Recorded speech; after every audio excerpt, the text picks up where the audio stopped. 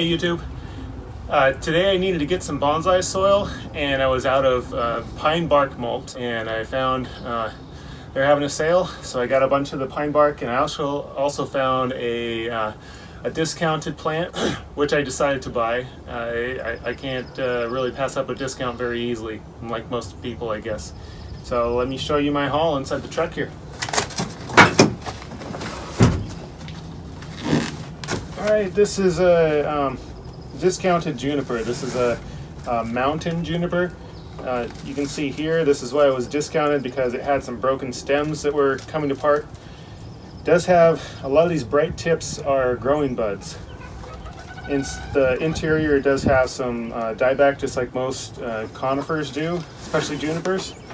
I'm going to give it a go. First thing I'm going to do is actually check out the roots and see if there's a problem there. Maybe there's too much water in there. So I'm going to do that, and I'll probably slip pot this into a bigger pot for the rest of the year and see how it does. My other one that I have of this is doing much better than this, so let's see if I can save it. And for half price, yeah, to me it's worth it.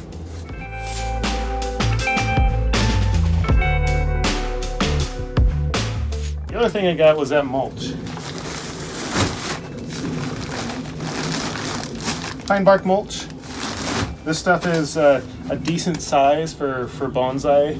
It doesn't have the big chunks. It does have a lot of fines. I actually waste nearly 40% of this bag is fines sometimes. So there is quite a bit of waste, but I can use it in my landscape, and in the Pacific Northwest, plants love this type of mulch. It's really good for that mycorrhizae. I don't know how you say that. It's good for that stuff, that fungus. For both your bonsai and for your plants in the landscape.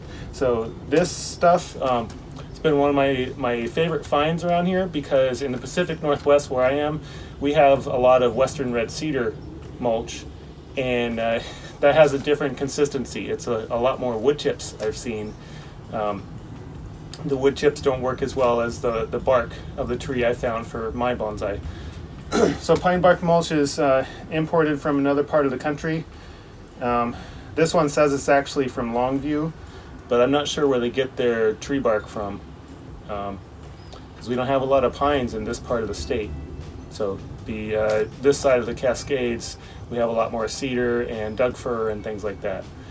So anyways, I'm going to take this down to my workshop and sift some for the day.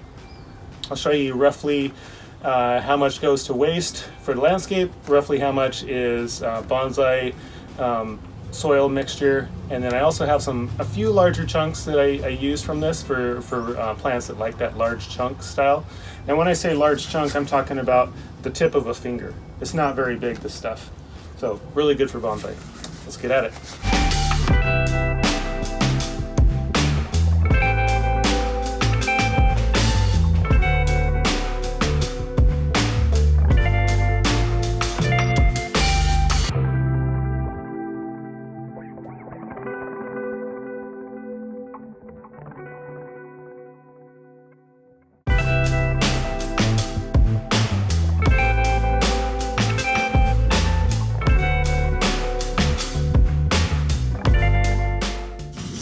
For this job, what I'm going to use is my sifters. I have a small sifter like this, which is a standard bonsai sifter. It's relatively inexpensive.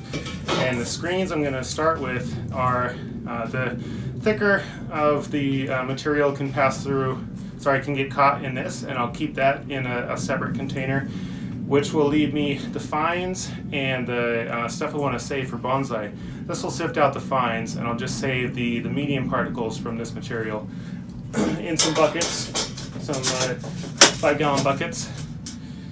We'll see how much I get out of the bag. I'll show you what the comparison is, and then I'm gonna go dump that over. I think my blueberries are needing some of that. So let's get going.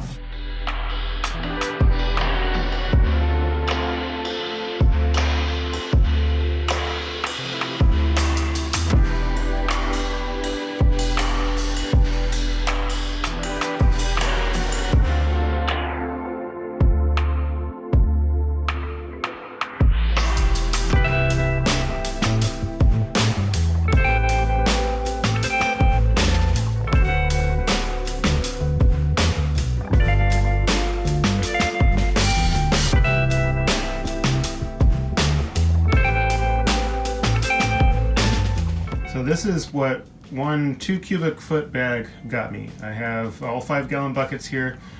This one has 3/4 of a 5 gallon bucket's worth of the thicker stuff, which is still super usable for a lot of potted plants. These horrible orange ones, it's a full 5 gallon bucket plus a little less than half a 5 gallon bucket of the stuff that I can use for just about any bonsai. It's a smaller to medium size. And then this dust is the fine powders that came off of most of it. That stuff is what I'll be using for like my blueberries and things like that later on.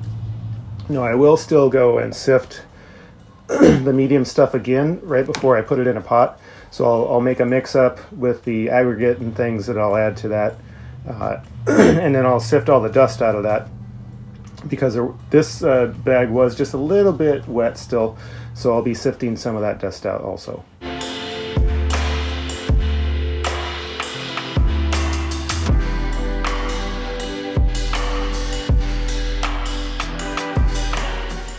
Well, I have 4 more bags of that material to go through, and that took me a while to hand sift all of that stuff. So I gotta get my mechanical sifter going again.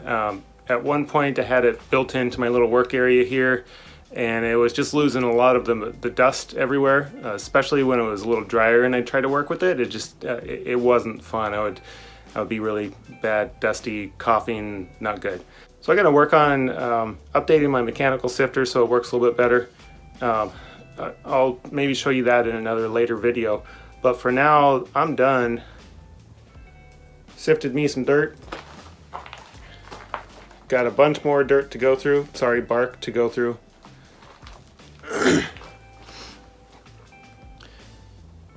So yeah, that's it for my video for right now. I also need some more wire. My wire spools are quite empty, so at some point I'll be able to do some stylings, which I've been holding off for a while, and be able to have some other videos that I'd like to put out to show you some before and after sorts of shots from some of the stuff that I think has some potential. But right now I'm just filling in some of those gaps with some of the dirty work like the sifting. If you liked the video, hit the subscribe button down there, share it with your friends. Find me on Instagram for a lot more interesting things. Thank you very much. Have a good one.